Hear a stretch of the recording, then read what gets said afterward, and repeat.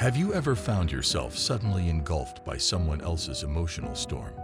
One moment you're centered, the next you're drowning in a stranger's frustration, a colleague's hostility, or your partner's unexpected rage.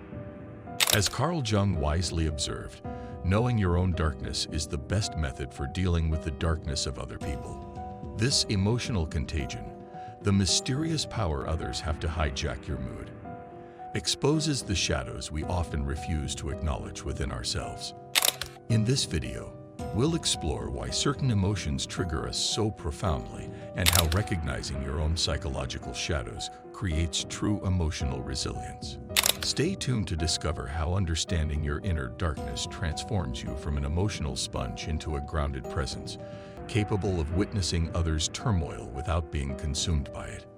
Many of us are born with a natural sensitivity to the emotions around us, a heightened awareness of the invisible currents that flow between people. This isn't something we learned or developed. It's woven into the very fabric of who we are. Since childhood, we've been like emotional conductors, picking up signals others might miss. In a room full of tension, we're the first to feel the weight in the air. When someone masks their sadness with a smile, we sense the discord between their words and their heart. We absorb the feelings of those in our orbit like sponges, soaking up their joy, their anxiety, their unspoken worries, often without consciously realizing we're doing so. In the playground, we were the children who noticed when a classmate sat alone. At family gatherings, we felt the undercurrents of old conflicts nobody mentioned. Every environment became a complex emotional landscape that we navigated intuitively, often carrying others' feelings alongside our own. This sensitivity makes us exceptional friends, the ones people turn to when they need to be truly heard, not merely listened to. We become attentive family members who remember birthdays not out of obligation, but because we understand the profound human need to be remembered and celebrated. As partners, we anticipate needs before they're expressed, creating spaces where vulnerability feels safe. We excel at holding space for others' emotions, sometimes understanding them better than they understand themselves. But what appears as a gift carries a shadow side. This heightened sensitivity also comes at a significant cost, one that accumulates silently over years until it becomes almost unbearable. Every conflict affects us personally, reverberating within us long after others have moved on. A heated exchange between colleagues that others brush off might echo in our minds for days. Every criticism cuts deeply, not just grazing the surface but penetrating to our core, raising fundamental questions about our worth and place in the world. Where others might hear a simple suggestion for improvement, we perceive layers of disappointment and judgment. The negative emotions of others, their frustration, anger, anxiety, or grief, don't simply pass through us. They cling to us like smoke that seeps into clothing and hair, becoming almost indistinguishable from our own emotional state. What begins as empathy transforms into an unbearable burden over time. We carry not only our own emotional baggage, but fragments of everyone we encounter. The weight compounds until even small interactions can feel overwhelming. In moments when the emotional overcrowding becomes too much, we grasp for lifelines. It's not personal. We whisper to ourselves in bathroom stalls and empty stairwells. It's not about me. We repeat while driving home from work, knuckles white on the steering wheel. Breathe. We remind our racing hearts when the world feels too sharp, too loud, too demanding. These are the mantras we repeat to ourselves, desperate incantations trying to create distance from the emotional storm that threatens to sweep us away. Sometimes they work, creating momentary shelters. Often, they don't. There comes a pivotal moment in this journey, not a dramatic epiphany, but a quiet realization that gradually takes shape through accumulated experience. We begin to wonder, what if all these reactions, these emotional outbursts we witness, these words and actions that wound us so deeply, don't really have anything to do with us at all?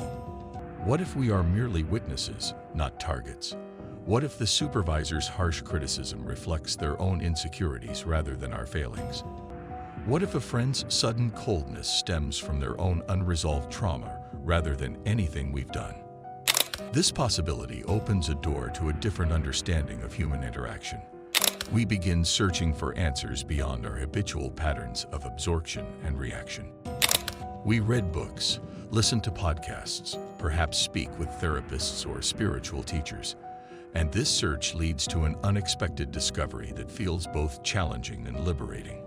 Before we can understand the darkness in others, their reactivity, their projection, their unconscious behaviors, we need to know our own darkness intimately. The journey inward begins with questions that we might previously have avoided, afraid of what we might find. Why do certain people or situations affect us more than others? Why does criticism from authority figures devastate us while feedback from peers feels manageable? Why do some personalities drain our energy within minutes while others don't impact us at all? Why do some criticisms cut to the bone while others barely register? As we dig deeper into these questions, refusing to settle for superficial answers, patterns begin to emerge like constellations becoming visible in the night sky. We begin to identify our deepest fears, perhaps of abandonment, inadequacy, or being unseen. We map our insecurities about our competence, our lovability, our right to take up space in the world. We recognize our trigger points, those tender spots where past wounds and present realities overlap. With time and courage, we recognize how our need for approval might stem from conditional love in childhood, where affection was tied to performance. We see how our fear of abandonment might be rooted in early experiences of inconsistent care. We understand how our tendency to take responsibility for others' emotions might have developed as a survival strategy in chaotic environments where we tried to manage adult feelings to create safety for ourselves. As Jung suggested through his concept of the shadow, by looking at these darker, disowned aspects of ourselves, the parts we've been taught to hide, suppress, or deny, we begin to understand something profound about human nature. We all wear masks, carefully constructed personas that show the world only what we think is acceptable or lovable. We all hide parts of ourselves, sometimes so effectively that we lose access to them in our own consciousness. And when someone reacts disproportionately, when their response seems excessive or inappropriate to the situation, they're usually responding not to the present moment but to their own inner darkness, to past hurts, to unmet needs, to fears they may not even consciously recognize. Over time, with practice and patience, a new way of seeing human interactions emerges. When someone explodes in anger, instead of immediately absorbing that energy and carrying it as our own burden. Deepening. Jung understood that we all have a shadow, that complex, hidden dimension of our psyche that contains all we refuse to acknowledge about ourselves. It's not simply our flaws or weaknesses, but rather the complete universe of traits, impulses, desires, and capabilities that we've learned to reject as incompatible with our conscious self-image. These are the aspects we consider unacceptable, shameful, or unworthy. The anger we were taught was inappropriate. The selfishness we were scolded for. The vulnerability we learned was dangerous. The power we feared might corrupt us, or the desires that didn't align with social expectations. Our shadow forms early, taking shape as we learn which parts of ourselves earn approval and which provoke rejection. The child who discovers that anger results in punishment begins to hide their rage. The student whose curiosity was met with impatience learns to suppress questions. The teenager whose grief was dismissed as oversensitivity buries their emotions deeper. Layer by layer, we construct a persona, a socially acceptable mask, while relegating contradictory aspects to the shadow realm. What makes Jung's understanding revolutionary is his recognition that the shadow isn't merely personal but universal. The most saintly humanitarian carries potential for cruelty. The most disciplined intellectual harbors chaotic impulses. The gentlest soul knows rage. No human escapes this fundamental duality. We are, by nature, creatures of both light and darkness, containment and wildness, creation and destruction. But when we deny our shadow, when we insist I could never be jealous, or I would never act selfishly, or I don't have prejudices, we are denying an essential part of ourselves. This denial doesn't erase these qualities, but merely pushes them beyond conscious reach, where they operate autonomously, outside our awareness and control. And paradoxically, the more vigorously we ignore or suppress these aspects, the more power they gain over us and our relationships. The shadow doesn't disappear when denied. It surfaces indirectly. It emerges in dreams where we behave in ways our waking self would never condone. It manifests in slips of the tongue that reveal thoughts we didn't know we harbored. Most significantly, it appears in our projections.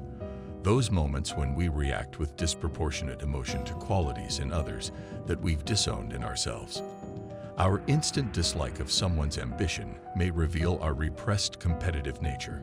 Our harsh judgment of another's vulnerability might reflect our own buried fragility. These projections poison relationships. We create simplistic villains and victims in our personal narratives, misunderstanding others' motivations and misinterpreting their actions through the distorted lens of our unacknowledged shadow. We react not to people as they are, but to the disowned parts of ourselves we see reflected in them. As we continue the difficult work of shadow integration, the gradual process of bringing unconscious material into awareness, a profound insight grows. Knowing our own darkness doesn't mean surrendering to destructive impulses or indulging every desire. It isn't about becoming the worst version of ourselves, but about acknowledging the full spectrum of our humanity. We can recognize our capacity for selfishness without acting selfishly. We can acknowledge our anger without expressing it destructively. We can accept our envy while choosing generosity. This acceptance creates space for choice, where once there was only unconscious reaction. And in that acceptance, we find authenticity, the ability to be present with all that we are rather than performing a carefully curated version of ourselves. In authenticity emerges freedom, not the freedom to act on every impulse, but the freedom from being controlled by what we refuse to acknowledge. When we faced our own jealousy, we're no longer triggered by others' success. Having acknowledged our own capacity for dishonesty, we can respond to others' untruths with clarity rather than self-righteous rage. By recognizing our own fear of inadequacy, we can hear criticism without experiencing existential threat. The same situations that would have previously devastated us, a colleague's success that once sparked bitter envy, a partner's criticism that felt like total rejection, a friend's need for space that seemed like abandonment, we can now face with remarkable calm. This isn't because we've built thicker walls or become emotionally detached. Quite the contrary, we've developed a deeper understanding of the human condition, including our own complexity, which allows us to remain present rather than reactive. Consider your own experience. Have you ever felt deeply affected by someone's negative attitude, carrying the weight of their words or actions for days afterward? Perhaps a casual comment from a family member about your career choices that sank you into self-doubt. A criticism from a partner that seemed disproportionate and left you questioning your worth as a person rather than addressing the specific issue at hand. A dismissive glance from a colleague that replayed in your mind for weeks. The next time you find yourself absorbing someone's negativity like this, when you feel that immediate constriction in your chest or the heat rising to your face, try to pause in that crucial moment between stimulus and response. Take a breath. Create space. Ask yourself, what is this situation touching in me? What tender spot has been pressed? What part of my shadow, what disowned aspect of myself is being activated right now? Is my rage at my friend's lateness really about the 15 minutes I waited? Or is it activating my unacknowledged fear that I'm not worthy of respect? Is my devastation at my partner's criticism about the specific issue they raised? Or is it touching my deeper fear that I am fundamentally unlovable? Is my envy of my colleague's promotion really about the position? Or is it activating my disowned ambition that I've been afraid to acknowledge? These questions don't minimize legitimate grievances. Sometimes people do behave badly, and boundaries are necessary. Rather, they help us distinguish between reasonable responses to present circumstances and outsized reactions fueled by unresolved aspects of our shadow. Often, the people who upset us the most, who can ruin our day with a single comment or look, are precisely those who reflect unresolved aspects of ourselves.